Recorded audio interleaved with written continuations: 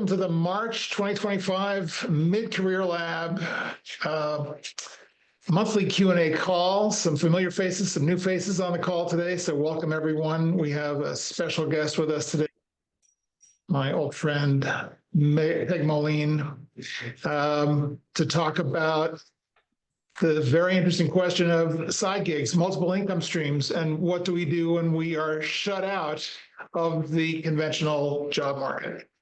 So I'm just doing double duty here, getting people in on the call. Great to see everyone. First, what we usually do is just do a little kind of a round the room, see if anyone's got any updates or things to share or challenges to share that we might be able to input on. So any updates from any of the familiar faces or the new faces for that matter? Feel free to unmute yourself and just jump in.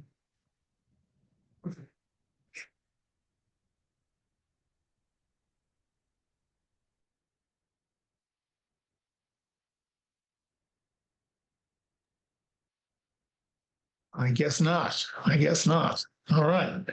What? No worries.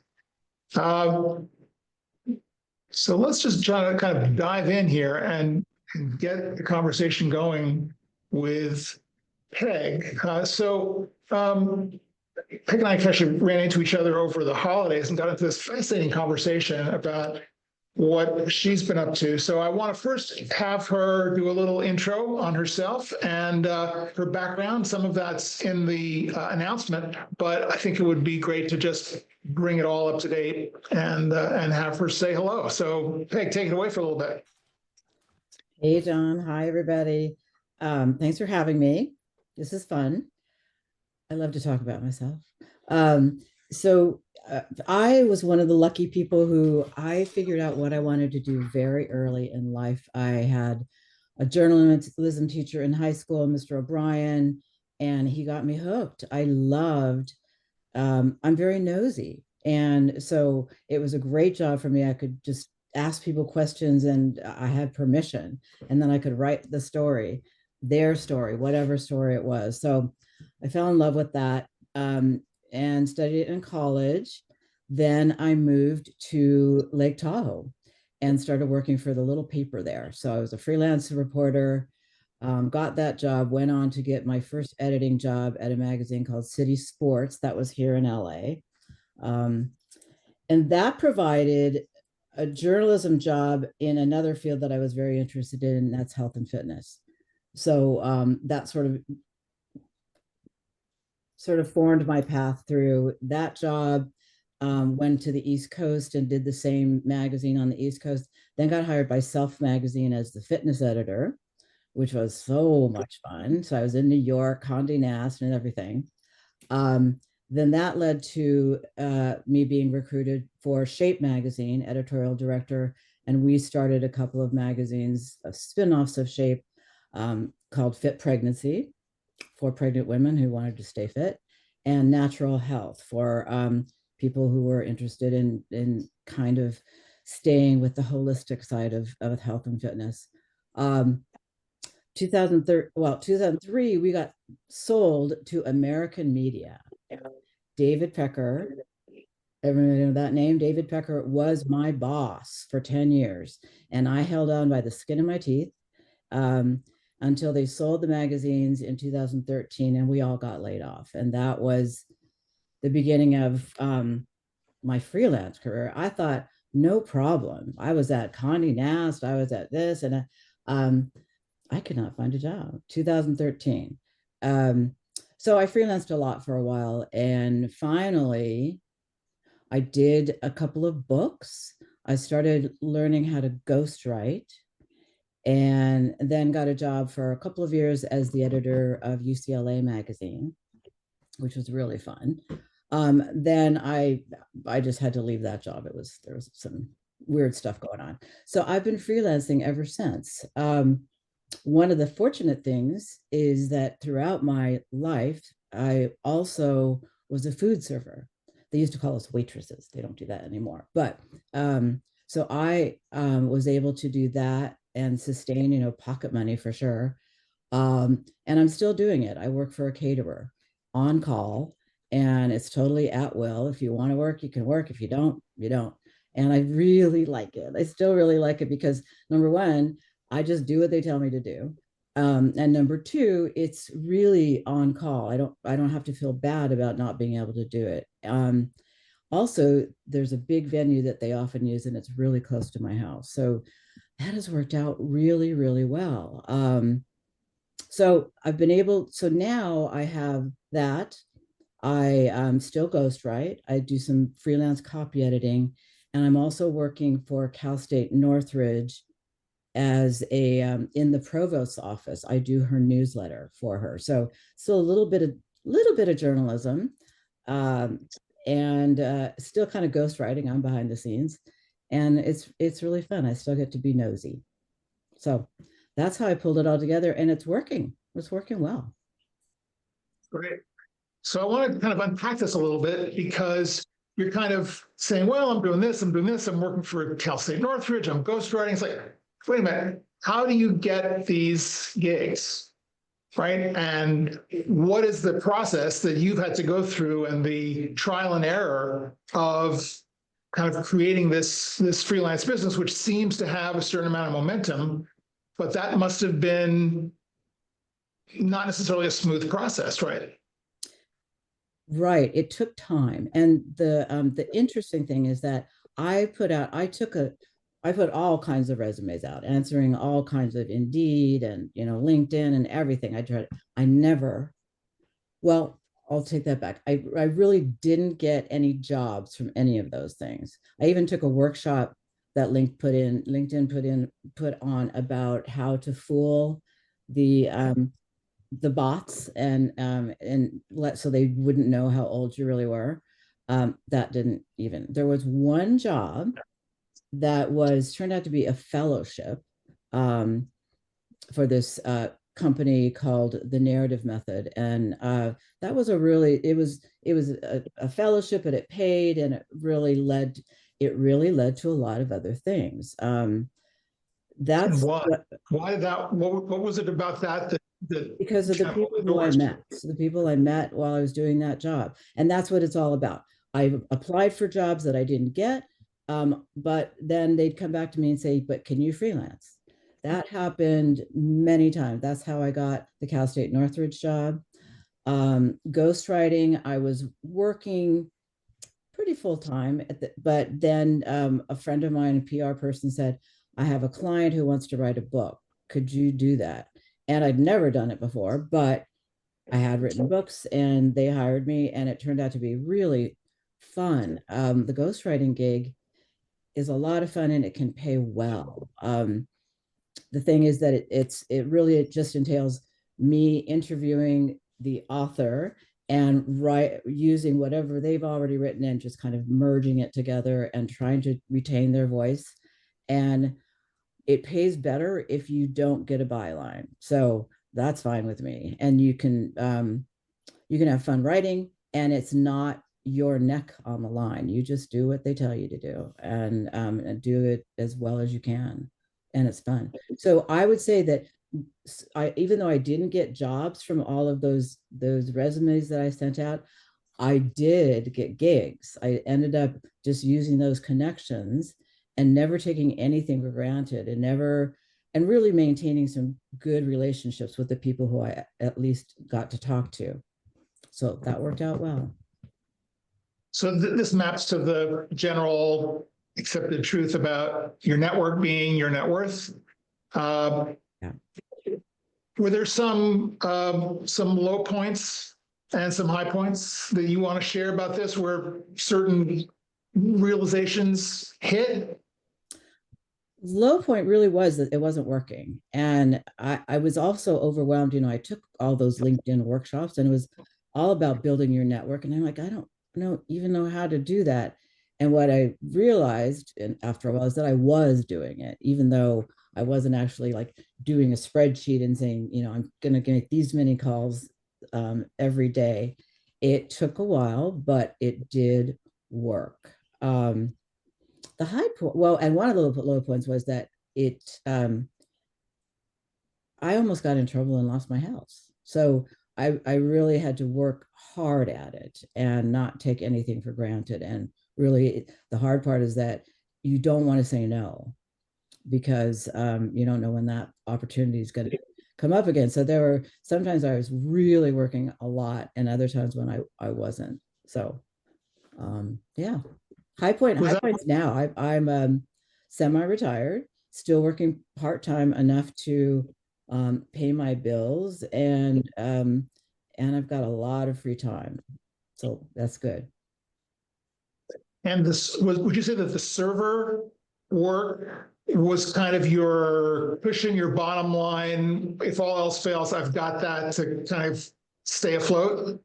Absolutely, yes. And it also it gave me extra income, and it also got me out of the house because writing is very solitary. The Cal State Northridge, everything I do is here at my desk. So getting out to be among people, plus they're having a party. So it's fun to do it, and it pays well. And I also get that other thing I like, and that's people pleasing. I get to make people happy, which Right. is wonderful. Very cool. So I want to open it up to the floor and see if anyone's got any questions directly for Peg or some experiences that they want to share in parallel to kind of support this or not. So who is that? Beth, is that you? Beth, Beth, do you need to Hi. mute or do you have a question? Beth, go on. Sorry, can you hear me? Yes. I'm so sorry. I should be on mute and I don't have a question right now. Thank you. Okay. Well, let me mute you then. There we go. Yeah, I just did. There we go. All right.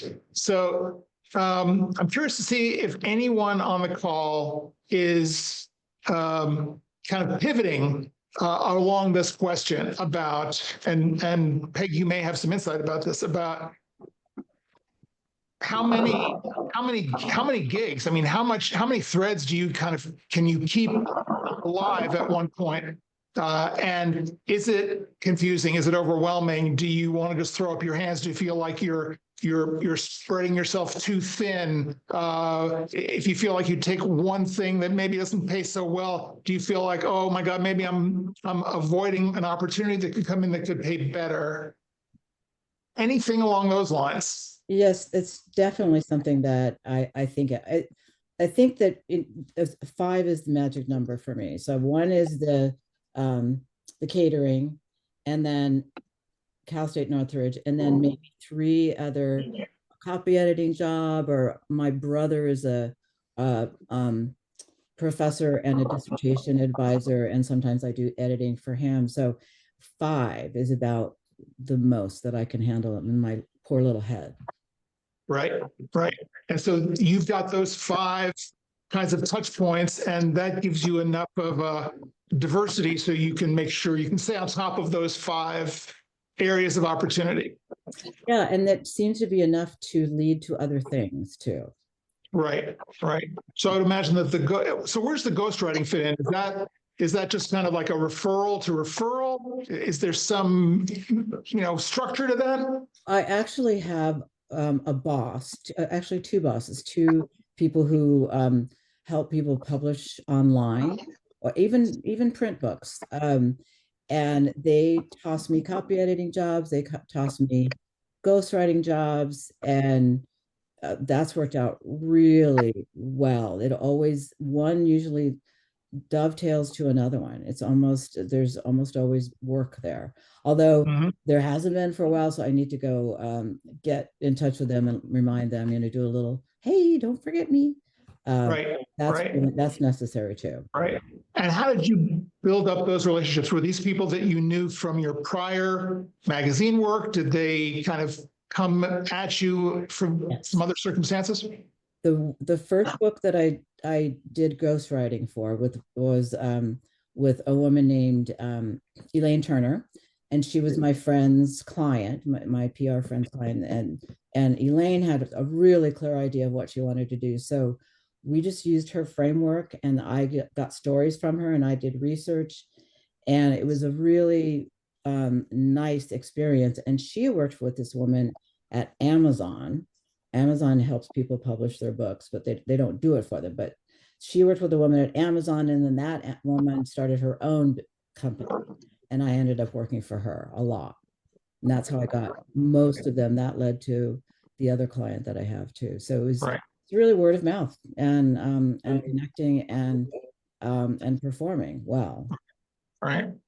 But it sounds like if you've got some downtime on that and you're thinking, oh, you need to prime the pump again. Yes. And we talked about this over the holidays, this idea that there are a lot of freelance editors and publishers for online work, get your book out. That would be kind of a ready field of people to do lead gen with and outreach to them and basically present your service. Yes. And get on their list. Yep. I also took a workshop on copy editing, and it included how to get clients. So it was very, very helpful. This organization, now I can't remember what the name of it is, but they are copywriters mostly, but they also do some copy editing courses that were really valuable. Yeah, right.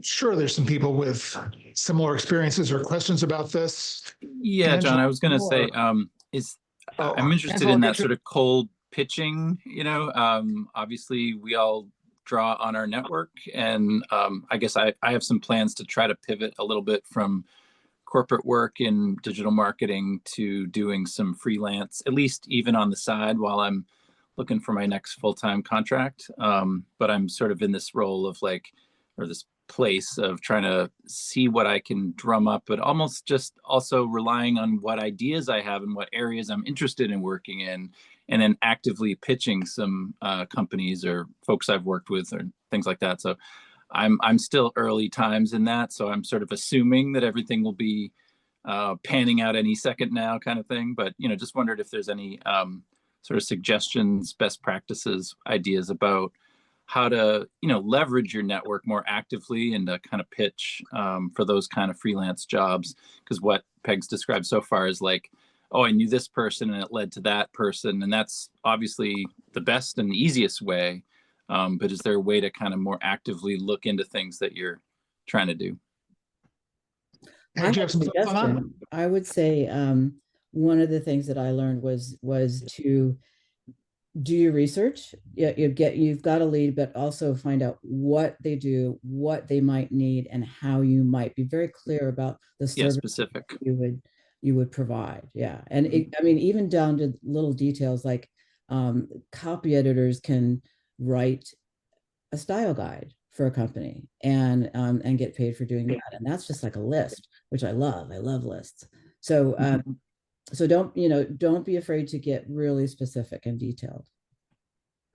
Yeah, I would echo that, and plus one that the more specific you can be. I'm a big advocate for this. The clearer, the more niched your value proposition, what you're leading, not everything that you do, but the way to get in the door is by identifying one specialty, one area of specialty with specific deliverables.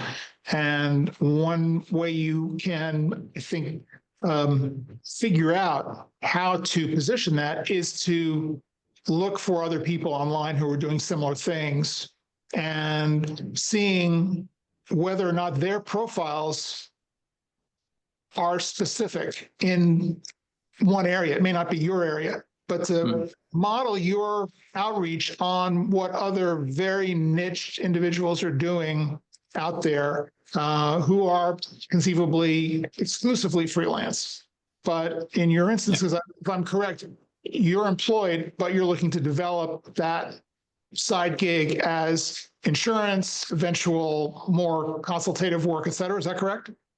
Yeah. I mean, I would love to have a handful of 4-figure clients rather than dealing with 1 6-figure job or whatever, just doing things on a monthly basis or project basis. Yeah. I want to kind of show of hands here, just get the mood in the room, because what you just shared is a very key pivot point for a lot of people from a mindset perspective about this idea of, I'd rather have 4 clients who are paying me essentially less than 1 client, as it were, a full-time job where I can get laid off more easily. So who would prefer the 4 smaller gigs to the 1 big uncertain gig? And I don't know if I'm signing up for less money. I'm just saying I'd rather have diversified across a handful of people and have that kind of cycle in and out as time goes on. Yeah. I think the answer to that question is really on everyone's mind about whether you're going to get kind of ground down on your income as you get older. Statistically, yes. But I don't think that's necessarily the case if you, depending on how hard you want to work, but also it's a product market fit question. And, you may find in your research and in your trial and error process that there is something that people need. And you're thinking, why is that they need this particular thing? And I can do it.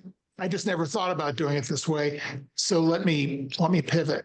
So I think we have to really kind of reframe our ideas about where we're valuable, where we can land, who we can connect with. And the more conversations we have, the more trial and error, the better we're going to be at finding that path. I see Peg is nodding.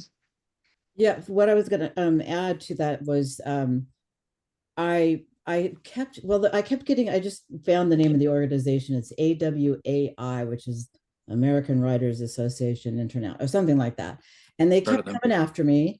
And I'm like, no, I'm a journalist. I'm not a copywriter. I'm a journalist. And then I realized that doing copywriting is kind of like journalism. You have to do research. You have to interview people. You have to know your topic. So I decided to go to a boot camp that they provided in Florida. And it was wonderful. I learned, first of all, I was really afraid that people were going to say, no, you're a journalist. You can't do this. But everybody said, oh no, journalists make the best copywriters. So that was worth the price of admission right there. And they offered workshops on AI, copy editing, copywriting, marketing, all sorts of really great things. That helped me a lot. And I met people who got me jobs too. So if you can, it's a worthwhile thing to do, to go to a conference. Yeah, great. Hey, Angela, did you have a question? Yes, I wanted to, can you hear me? Yep, thank you. You're good. So I'm new to this. This is my first time here with you all. And my struggle is I have done lots of jobs, but I feel a lack of expertise. In the Marine Corps, I was assistant editor to the Chevron newspaper. I did photography. My dad always said, become a nurse, you'll always have a job. And I never wanted to be a nurse because I always thought I'd be some kind of news anchor talent person. So my degree is in broadcast journalism, like you, Peg, and but because of circumstances in life, I ended up doing the very thing like nurse's aide, taking care of elderly patients because it was quicker money than trying to get in as a journalist. Because I'm from Cincinnati, and they would say, oh, Cincinnati is a big market. Go somewhere else in a tiny market and become whatever.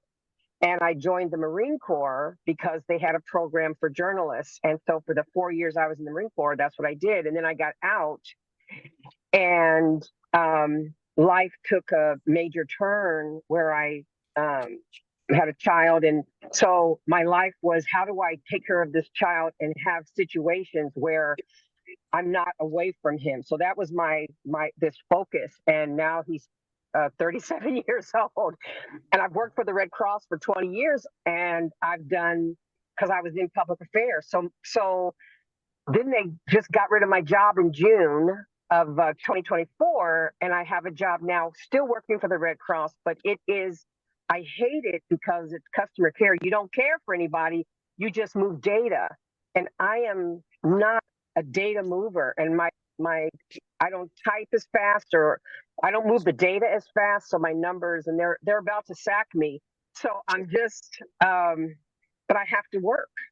Mhm. You know, I never saved my money like I should have, but so I have to work until I die. That's Yeah. my situation, you know. But I want to do content. I want to engage people. I want to talk about religious history. I want to talk about how to be a Christian in the political realm and not be a jerk. You know, there's all these different things that I want to do, but I am terrified of backlash and all these things. And so it's been almost 38 years since I wrote a story. So I feel terrified. And how do I begin to move from where I'm at to moving forward? That's my struggle. Yeah, yeah. I've got a bunch of thoughts for you, but I want to hear from Peg, and I want to hear from other people on the call to support Angela, because I think there's a lot of stuff that we can help her with. So start with Peg. Bob, I'll get to you next. Well, Angela, the first word you said that is magic is newsletter. Everybody wants to have a newsletter. I did newsletters for hospitals for a while, so look into that. Find some churches that you might, or some religious organizations that you might be able to tap into. Get to know them. You know, Google. Doesn't even have to be in your town, but people need newsletters. The Los Angeles Times does a newsletter. I mean, why would a newspaper need to have a newsletter? They do. They're a lot of times it's the employee side of it that takes it, but it's really just like I said, a little bit of journalism. You interview people, you research, you work with a team and decide what's going to be on that lineup. And I loved it. And when I was doing it for Torrance Memorial Hospital, we did it every other month, and I got $5,000 every time that I published. So that was Wow. That was good. It wasn't everything, but it worked out really well. So look for hospitals, look for churches, look for newsletters. Great advice. Thank Bob. I was going to echo the same thing. Angela, you made the comment that you hadn't written anything in years. Not LinkedIn is a good and a bad thing as a site, but LinkedIn certainly allows you to post things that you write, and I would certainly urge you. I'd urge anyone on this: create content and post it with your LinkedIn profile or on Instagram or wherever it is you are online, because people will see it and identify, well, either the person, oh, I like how they write, or I like what they're talking about. I've done it for years. I have to admit, in recent months, I've slacked off in terms of the frequency. But if you sort of discipline yourself to say, okay, I'm going to write something and post something every 2 weeks or once a month even, and it doesn't have to be long. But if it's a particular topic that is of interest to you, write about that. You know, if you're interested in church newsletters, which I agree with Peg, every church needs a newsletter and most of them are terrible. Although most of them are delivered online, so you need to learn how to do that, but that's easy too. Write about what's a great church newsletter, or even collect church newsletters and give links to people to say, here's some of the best church newsletters I've come across. And this is how I like to do them. And so basically, the thing that I come back to, and John has probably heard me say this before, is trying to understand how people define value. and the people you're trying to chase, the people you're looking for as to do work for, how do they define value? And because it's very different in every industry and even every niche of every industry. And, if you're focused on a particular person or a particular church, or a hospital or community group on their newsletter, what's important to them? How do they define value? And if you can help them share that what their value is, which is your value, so much the better. Anyway, but write something and post it. And you never know, people will look at it and make comments every once in a while. Great advice. Thank you. Anyone else? I'd love to hear anyone's got their takes or other experiences. Allison. Okay, so first of all, thank you for your service. Thank you. I'm a Navy vet spouse, so I greatly appreciate anyone who has done any time in the military. So thank you for that. I absolutely agree with what everyone said about LinkedIn post, even just a paragraph. And then just start to build your following. And that's what I'm trying to do as well, because I'm moving into, you were talking about data. I'm a data cleaner upper, as I call myself. So I started a small business helping companies and nonprofits to clean their data. So, but yeah, it's definitely LinkedIn is huge. If you find people who have said what you want to say, you just repost it on LinkedIn or come up with your own thoughts or just get more engaged in a social media platform that you're comfortable with. That's what I've been hearing a lot. Great, Yeah. great advice. Anyone else? Maybe anyone else who's struggled with this social media engagement or thought leadership engagement question?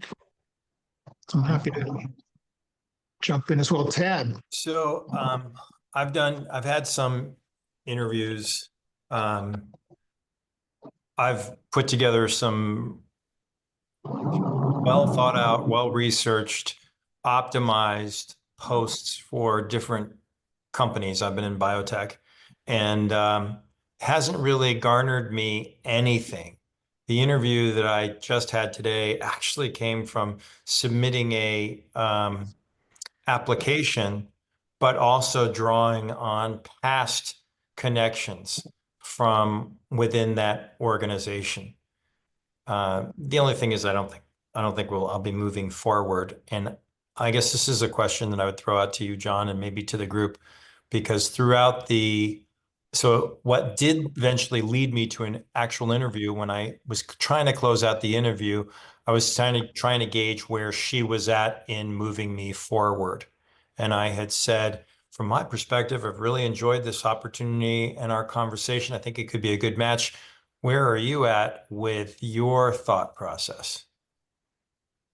And she just told me, oh, well, I have to connect up with the HR guy, talk about my option, the people that we're interviewing, and then we'll get back to everyone. To me, it's a no. Right. Maybe let me put a pin in that question and come back to you on that. I want to address Angela's situation and add a few more pointers here. First one, which is this connection between your experience in healthcare, and we talked a little bit about this in our correspondence on the MCL. Your experience in healthcare and your writing. You are an expert. You are a healthcare subject matter expert. And having been in the Red Cross, it's not just about the healthcare, it's about all of the services, healthcare services, support for, it can go in a lot of different directions. Disaster relief, unsupported populations who have need of services. You have, I'm sure, stories, forever that you can both share and then draw from for the lessons of those stories. So that's point number one. Point number two is AI is your friend.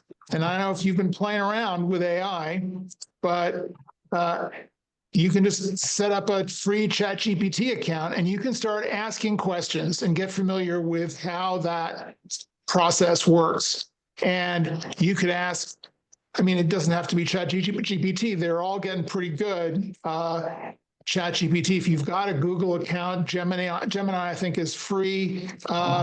And just ask for ideas about newsletters or what are some of the formatting issues that you would recommend if I were starting a newsletter. So just best practices for all of us when you're engaging with a large language model like ChatGPT or Gemini or Microsoft Copilot or whatever you're going to use.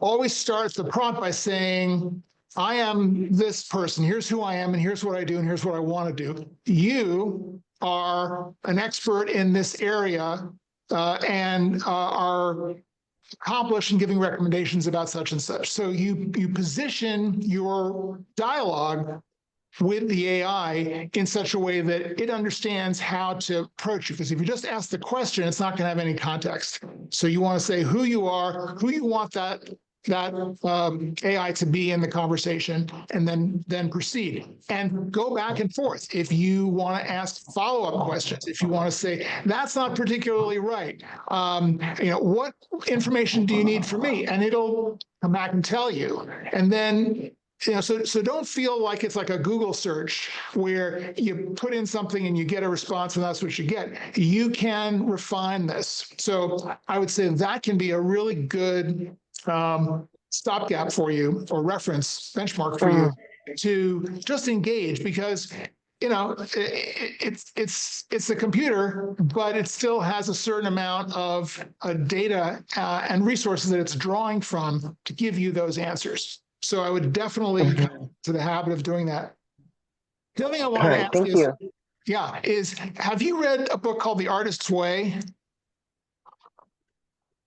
Am I on? Can you hear me? Yes. Are you familiar with that book? No, I read a lot of books about persuasion and things like that, but I have not heard that. It's called The Artist's Way. Yeah, so this is not about persuasion at all. This is a book by a woman named Julia Cameron. I see some people nodding on the call. There we go. Marianne, move it back a little bit. It's out of focus. Get closer. Okay. Okay, well, this is another book. Okay, I'm not seeing that. Anyway, you'll tell us about it in a minute, Mary. I'll put you on. The Artist's Way, Julia Cameron. This was a book that was written many, many years ago as a way of, among many things that it does, is it really talks about writer's block. And the prescription, the classic prescription, and I use this in my coaching practice, is to every day write 3 pages. When I give this to clients, I say 1 page because 3 pages is a lot. Write 3 pages in longhand, not typed, in longhand, about anything that's on your mind. It's not about the work. It's about the work. It's not the work. So you may have a dream that you want to talk about. You may have a problem. You may have this random thought. You may be completely depressed and unmotivated. You may say, I can't understand how to make a connection between this and this. This is the frustration that I'm having. Whatever comes up, stream of consciousness, just write it down. Let your fingers do the walking. And the process is a way of you consciously connecting to your unconscious, to that part of you that already knows the answer, that already is on your side, and you want to develop this daily connection to your inner inspiration. And I would be willing to bet any amount of money that if you do this for a month, every single day, or 6 days out of 7, you're going to see results. You're going to feel more empowered as a writer. You're going to feel more fluid in terms of the ideas that are coming up when you see something published. And this gets to the next point, which is about LinkedIn and about content curation. The idea that you want to be on the receiving end of all sorts of news feeds and newsletters and posts and whatever about the areas that you're interested in. So if you're feeling hesitant about writing currently, if you're feeling hesitant about when Bob and the rest of the people are going, post on LinkedIn, you're thinking, oh, no way am I going to do that. That doesn't feel particularly comfortable to me right now. Or what am I going to say? What are people going to think about it? That's okay. Take a month or two, be on the receiving end of all of this material. And what's going to happen is if you're on the receiving end, if you're doing your journaling, things are going to start to click and you're going to start to think, yeah, that article is completely BS. I've got a better way of doing that. I'm going to share the article and share a positive message about how we can improve upon this. Or I'm sure these people are, have everyone's best interest in mind. My experience, 20 years working for the Red Cross, is that this is the way to do it. Right? Okay, So thank you. look for those kinds of opportunities. And I think if you just spend a month or two getting into this process, things are going to start to happen. And you'll start to feel like the journalist that you want to be and the journalist that you are. And ideas will happen. Thank you so much. Angela, just one other thing, and then I'll be quiet again. You should look at the chat because people have been sending you, adding all sorts of things relative to the issues that you address. Well, I am in my car. I'm supposed to have a meeting at 2:00. And so my phone, I have this really terrible phone. So I'm wondering, would there be a way to see these notes afterwards? Yes, absolutely. So the notes will be, I'll publish the notes on the Mid-Career Lab with the video, and I may be able to squeeze it into the notes on the YouTube channel. So you will see the link to it. Okay, great. I'll have all that. Thank you. Absolutely. Tyra, you had a question. Yes, Or- well, I just Yes. wanted to Hi. add to the conversation. Hi, Please John. do. Hi. Great to have you with us. Thank you. It's my first time to visit. A friend from your network told me about this, and Angela, hello. So I just got so excited, John, when you were talking about this resilience and the 27 years of experience that you have, Angela. So I work in climate technology. So that can be renewables, but there's also a lot of feed-ins from resilience. And there's a couple of things I wanted to highlight, several things that I think can kind of, help to really expand your market. So one thing, having been a Marine and having been in the Red Cross, those have very global focuses. So I don't know if you're interested in going outside of the US, but you can also, incorporate that. I know there is the International Red Cross that you all probably partnered with. There's also local communities, the local city government, the county government, all of them will also have, newsletters and things that they're having to write about, and anything in this sort of resilience and the climate resilience space would be areas where you can also kind of tap into and look at maybe doing some writing for them. So that's ideas. Great. Thank you. Yeah, that's great. Peg, anything else for Angela that you wanted to offer as a fellow writer and journalist to journalist? Really good. I think she mentioned something about religious history, and that if you're interested in that, I would, as John said, go in, see what you can find and comment on it, repost it, just get it out there that you're interested in that. And it could work. People might find you. All right. Thank you. Absolutely. So any other questions? Oh, Marianne, yes. So I don't know. Can you hear me? Can people hear me? Yes. Yeah. Okay. So the book I'm holding up is the latest one from that author, the Artist Way. Oh, yes. Her name is Julia. I guess y'all can't see it, can you? Julia Cameron. I think Zoom may be censoring it or something. I don't know. That's strange. Yeah. Isn't that crazy? I mean, I'm going to try to hold it up a little bit close. but it's Put the called, book, put the book next to your face, because your face is in focus. Yeah, And that'll you're, put the you book in have your focus. blurred background on. I So- think Oh. the blurred background, maybe it's that's the it. blurred yeah. background. Yeah. How about Yeah. this? So No, it went in for a second and then it went out of focus again. Anyway, it's well, we it's can find it. We Julia, have her it's name. so Julia we can Cameron's find it. new book. And what's it called? It's called It's Never Too Late to Begin Again. How do I undo the background? And the Mr. Turnoff? Yes, John. Please, John. John. Okay. Well, you know I'm from the South. You can probably tell. But I appreciate anyway, but anyway, she does the pages you described in her other book, The Artist Way. She does the same thing here. The Great. exercises you talked about are very much what she has in here. The book is so good. I checked it out from the library and it was so good. I just went out and bought it last week. So there's lots of exercises and there's also physical exercise too. She recommends going out to walk, stuff like that. Oh, wait a minute. Let me blur my background. Okay, now can you see it? Yay, there we Now are. can see it. Yep. Beautiful. Oh, wait a minute. Okay. I'm going backwards here. It's never too late to begin again. This is really good. I Love it. recommend this one too, if you're interested. She has lots of different exercises to do, like the pages to write, 3 pages every day. The morning pages, she calls them. Morning pages. Absolutely. Two 20-minute walks a day. And then a monthly artist outing where you go do something. I believe it's either weekly or monthly. You go somewhere that you've never been before and do it by yourself. Don't bring people with you. Just you go by yourself. It's something that you've wanted to do. It could be anything. A new coffee shop, the zoo, anything.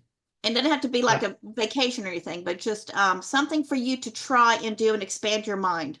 Yeah. Yeah. That's great. I recommend this one too. I'd like to read this one, but it kind of sounds like what she did here too. So Right. I'm sure this is new. This is more updated. I mean, Artist Way is 30 years, right? It's 30 years ago. So this benefits from all of the insight that she's gained in the interim. right. Okay. Wonderful. I'm going to take a look at that myself. Thank That's you. great. Thank Tara, you. Yeah, sorry. And I had one last thought, which was please. linking the religion and resilience. I come from Houston, Texas. I'm not there now, but so we've had a bunch of hurricanes, and in the aftermath of some of these, really devastating hurricanes, religious groups came out and helped people to rebuild, to clean up, and to do that. One of the groups that was the strongest were the Mormons, and the Mormons would have people, they were at Katrina in Louisiana, they were at Harvey in Houston, they'll move, kind of around the country. So you might have some fun kind of linking your ideas and experience, like linking religion and resilience and seeing what different organizations are doing in that space. And service. Yeah. It's a great point. So you've got a number of really wonderful interlocking backgrounds here. Your interest in religion, your Marine Corps background, your Red Cross background. What a rich canvas or set of resources to draw from. And out of that background, you have a voice, which is yet to be discovered or pinned down, but it's there. It's got to be there. So, my biggest thing is stories. Every time I get together with people at church or no matter what the function is, I have a story about something. And the other day I was just describing just a situation that I was in, but it was the way I was describing it. People were laughing about it. And one of the older women looked at me and she said, "You need your own blog. You have the most interesting stories, And she said, "I need it. You need to get a blog." And of course, my heart started beating and I started sweating. But I have this, I want to engage. That is a desire of my heart, to engage. And I never meet a stranger, but I'm also a loner. I go a lot of places alone, and I just engage with people because I love people and I love to find out about people. And I go home thinking, why do you just talk to strangers? It's just, my dad was that way. So, but how do you make money on that? So Become a journalist. Well, you're going to make money on this because you're going to go public with all of this, right?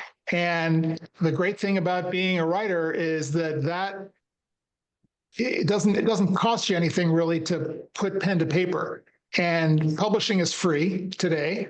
So you're going to build the momentum. You're going to get that voice going. You're going to start getting it out. Maybe you can hang on at the Red Cross for a little bit longer. Maybe there's a way of kind of reinventing some of your value in the Red Cross, finding other opportunities where you can shift into another role there, right? You've got some connections. You might be able to say, hey, look, I don't think this is working out for me as well as you would like, and certainly as well as I would like. However, I've been here for 20 years. I've got all this experience. There's all sorts of stuff going on. There are more and more disasters. The Red Cross is getting involved. You may need someone to help you tell those stories and get those messages out there. Who can I talk to in those departments who might need my help? So see if you can network within the organization. John, and have that's one thought that occurred to me is, Angela, you could publish where people can find help, because based on your experience, where people can find help. And that's when people are looking, that's what they're looking for, is where do I find help, especially in a disaster? And if which I bet you do, that's of tremendous value. But and churches like it too. Yeah. I do know a lot of information, but as a donor center coordinator, so I know a lot about the Red Cross. But in this job, if I say anything to a donor, I can get fired because they're like, Angela, you can't, I know you know about this and I know you know about that, but you're only allowed to say a few things in customer care.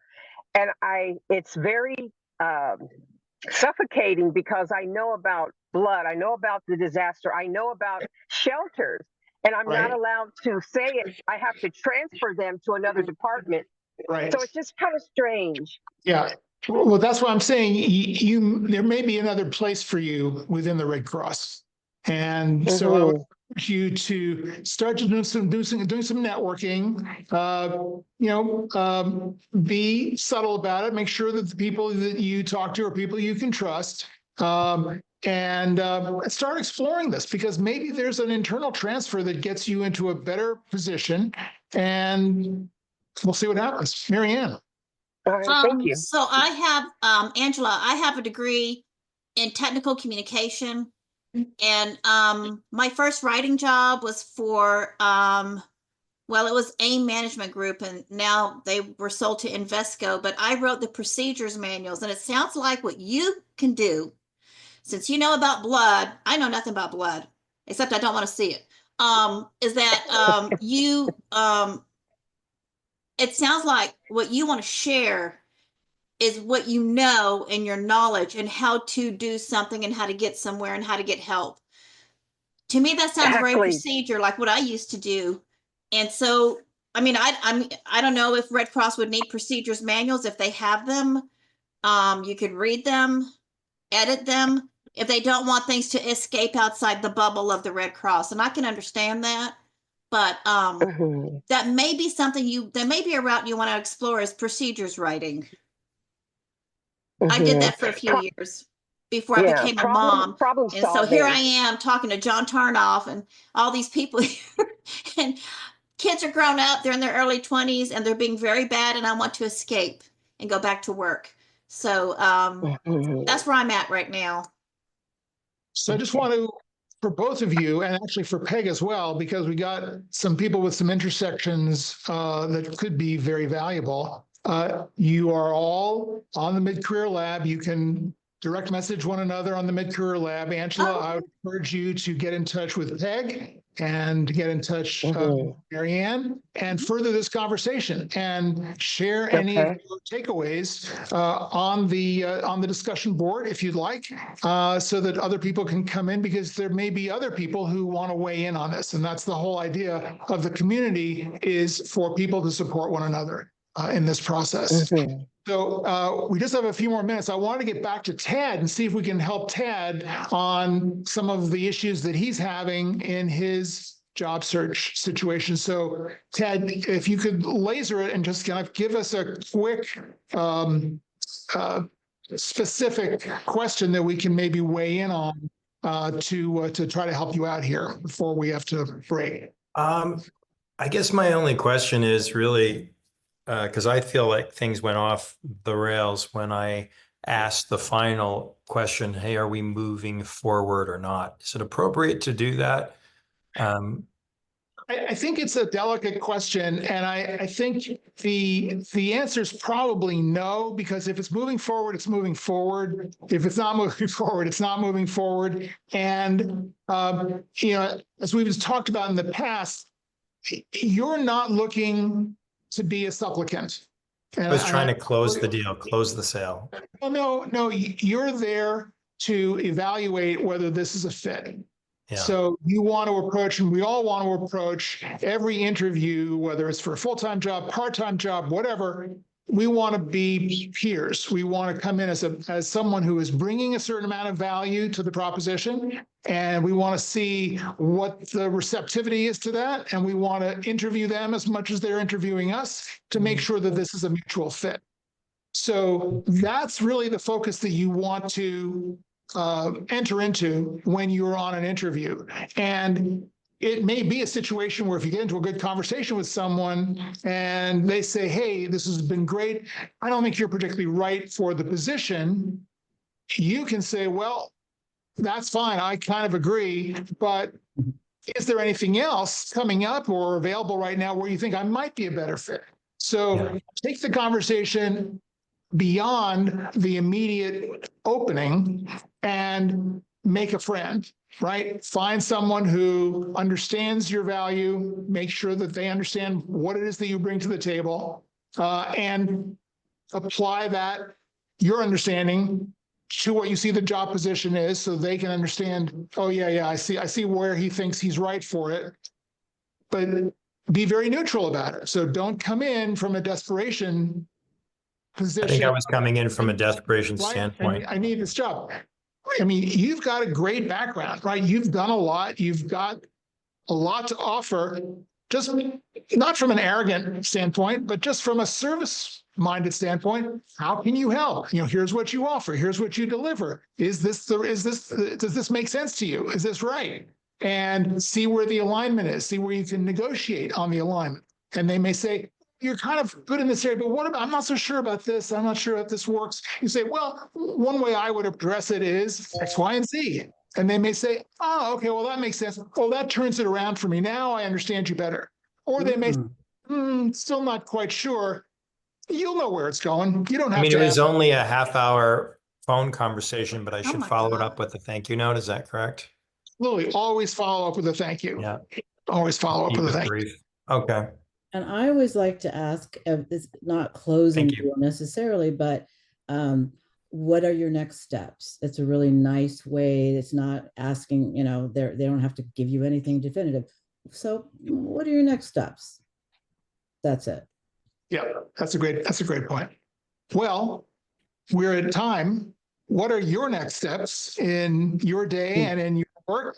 It's always a good question to ask on any given day. I really appreciate you guys showing up to the event today. We will be doing this again in April. Can't believe it's April already. Got a really fun one set up for you in April. We're going to be talking to a resume expert about best practices on resumes. It's a little bit contrarian, but I think very interesting. He doesn't work as a resume expert. He has kind of become a resume expert as a function of all of his time in the job market, and people are coming to him and asking him for advice, and he's performed very well on that. So watch the MCL for that announcement, and I appreciate you showing up today, and I will see you guys next month. So thanks very much.